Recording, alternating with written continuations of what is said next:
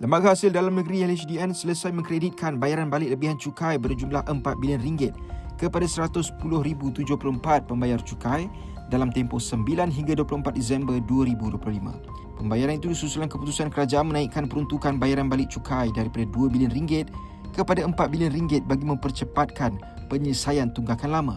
Secara keseluruhan, LHDN telah memproses bayaran balik cukai berjumlah RM19 bilion melibatkan lebih 3.6 juta kes sepanjang 1 Januari hingga 24 Disember. Daripada jumlah RM4 bilion tambahan, RM1 bilion pertama digunakan untuk menyelesaikan tunggakan bayaran balik melebihi 3 tahun.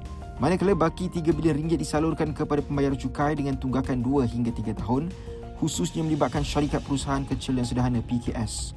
LHDN menasihatkan pembayar cukai memastikan maklumat akaun bank dikemas kini bagi mengelakkan kegagalan proses bayaran balik. Punca kebanyakan penyakit adalah pengaliran darah yang tidak lancar seperti sakit kepala, sakit badan, lesu, penat, tangan dan kaki rasa kebas, sesak nafas dan banyak lagi. Kalau kita biarkan, dia boleh menyebabkan penyakit-penyakit darah tinggi, kencing manis, serangan jantung dan banyak lagi. Tasli Danton melancarkan pengaliran darah. Ia dihasilkan dengan cara moden dan berkualiti. Tasli, teman kesihatan anda.